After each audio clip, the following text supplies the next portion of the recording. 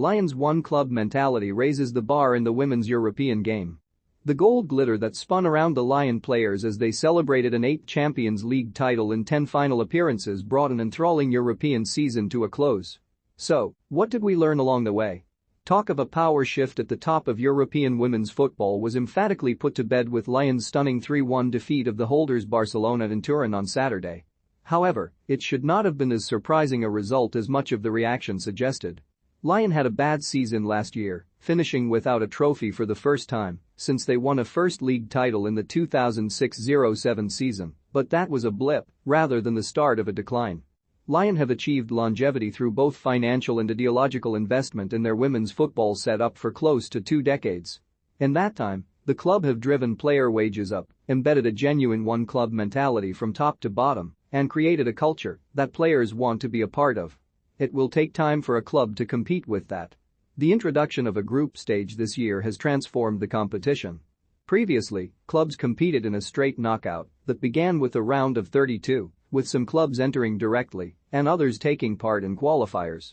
For this season, after 2 rounds of qualifying, a 16-team group stage was introduced, with the holders and teams from the top 3 UEFA-ranked nations entering directly.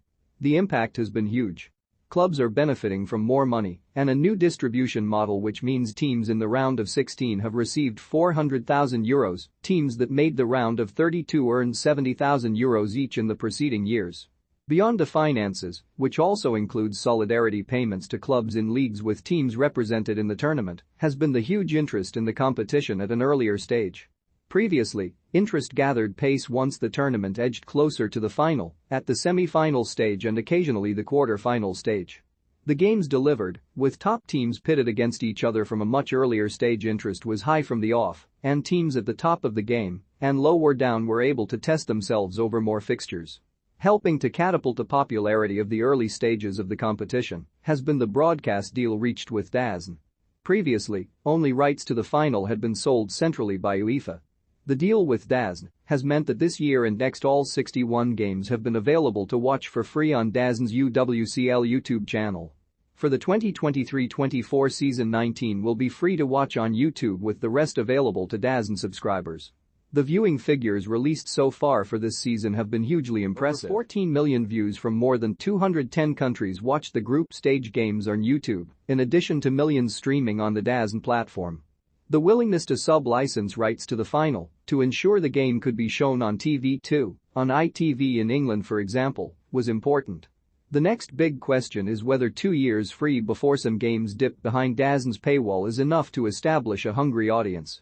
When the final whistle sounded in Turin, you could be forgiven for thinking the result was the reverse, as the Barcelona anthem echoed around the ground.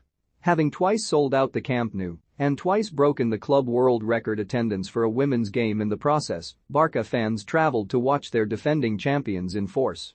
Lyon may be a powerhouse in the women's game, but the men's side is not one of the world's elite teams, and the club do not have the global fanbase of teams such as Barcelona.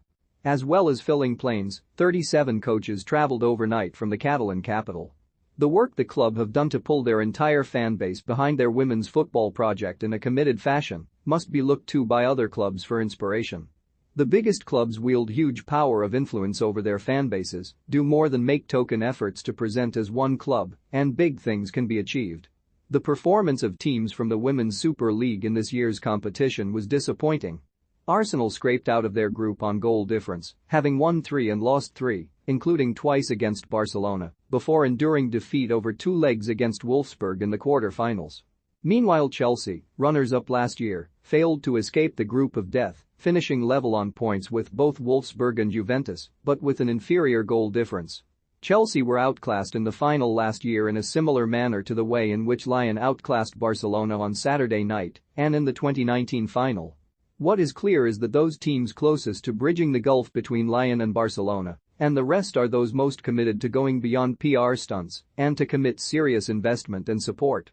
Chelsea are arguably the team closest to providing that environment and commitment in England, followed closely by Arsenal and Manchester City. But, while Chelsea have players such as Sam Kerr and Pernille Harder on superstar wages, it is a minority of the team that benefit from bigger pay packets. At Lyon, high wages are the norm, as are vastly superior levels of investment. We don't just want to fight for titles, but also to make women's football an absolutely essential and super positive part of the success of the whole club, the Lyon owner and president, Jean-Michel Aulas, told The Guardian in 2020. We pay better than others because for us economic respect is an important part of our values. Until clubs start to embody a similar ethos at the top, they will struggle to compete.